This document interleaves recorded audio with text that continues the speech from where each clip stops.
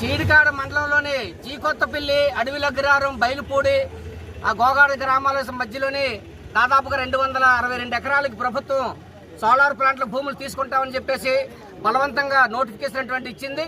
Notification ఇచ్చిన తర్వాత రైతులందరూ కూడా వ్యతిరేకించి మేము భూములు ఇవ్వని చెప్పేసి దపదప్పాలుగా ఆందోళన చేస్తూ ఉంటే మీకు అలా కుదరదు, మీకు నోటీసులు ఇచ్చి పోలీసులు అప్పచెప్పాను సరే తోసేసరి బలవంతంగా తీసుకుంటామని చెప్పేసి ప్రభుత్వం వాళ్ళందరికీ నోటీసులు ఇస్తుంది. నోటీసులు ఇవ్వడం అంటే రైతాంగానికి రైతుల హక్కుల్ని భంగం కలిగించే విధంగా ఈ ప్రభుత్వం ప్రయత్నం చేస్తుంది. దీన్ని తీవ్రంగా మేము వ్యతిరేకిస్తున్నాం. ఇప్పటికే రైతులు అనేక పర్యాయాలు ఆందోళన చేసి ధర్నాలు చేసి నిరసనలు తెలియజేసి తహసీల్దార్ కార్యాలయానికి, జిల్లా కలెక్టర్ గారికి మేము భూములు ఇవ్వని చెప్తుంటే మీరు నోటీసులు ఇచ్చి రైతులు బెదిరించడం అత్యంత దుర్మార్గమైనటువంటి చర్య. మీరు దొడ్డిదారిని రైతుల భూముల అమ్మకాలు కొనుగోలు చేశారని చెప్పేసి 9/77 యాక్ట్ ఉందని చెప్పేసి మేము భూములు తీసుకుంటామని చెప్పేసి బెదిరిస్తే ఇక్కడ రైతులు భయపడిపోతారా అని చెప్పేసి మేము అడుగుతా ఉన్నాం. కాబట్టి రైతులు భయపడేది లేదు. మీరు ఇచ్చినటువంటి ఏదైతే 9/77 యాక్ట్ ఉందో దానికి లోపడినటువంటి ఏదైతే మీరు నోటీస్ ఇచ్చారో, నోటీసులు బలవంతంగా ఇచ్చారో దాన్ని వెనక్కి తీసుకోండి అని చెప్పేసి మేము స్పష్టంగా చెప్పదలుచుకున్నాం. రెండోది, మీరు నోటిఫికేషన్ ఇచ్చారు. నోటిఫికేషన్ అటువంటిది ముందు భూములు తీసుకోవాలి, గ్రామ సభ జరపాలి, పబ్లిక్ హియరింగ్ జరగాలి, నెగోషియేషన్ అవ్వాలి.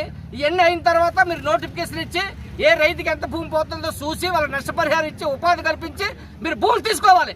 కానీ మీరు ఆ విధంగా తీసుకోకుండా రైతుల్ని ఈరోజు మోసం చేసి అడ్డగోలుగా లీజుల పేరు చెప్పి తీసుకుంటానంటే ఇక్కడ రైతులందరూ కూడా ఈరోజు ఎరిగేదల్లా కనిపిస్తుంటారా అని చెప్పేసి మేము అడుగుతా ఉన్నాం.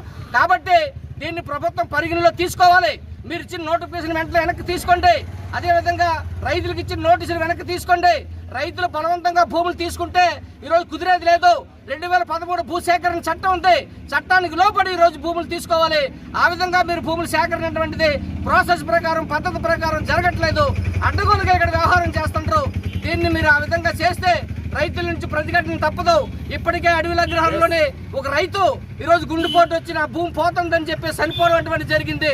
మీరు రైతులు చనిపోతే ఈ ప్రభుత్వం బాధ్యత లేదా? జిల్లా కలెక్టర్ గారికి బాధ్యత లేదా? ఇక్కడ తహసీల్దార్ గారికి బాధ్యత లేదా?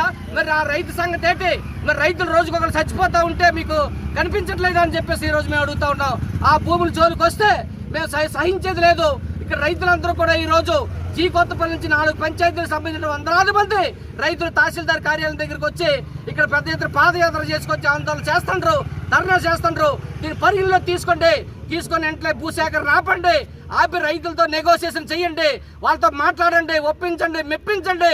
అప్పుడు వాళ్ళకు ఉపాధి అవకాశాలు కల్పిస్తామని చెప్పి ఆ భూముల మీదకి వెళ్ళాలి తప్ప మీరు బలవంతంగా చేస్తే మేము సహించేది లేదని చెప్పేసి ఈ సందర్భంగా ప్రభుత్వాన్ని, అధికారులు హెచ్చరిక తెలియజేస్తా ఉన్నాం.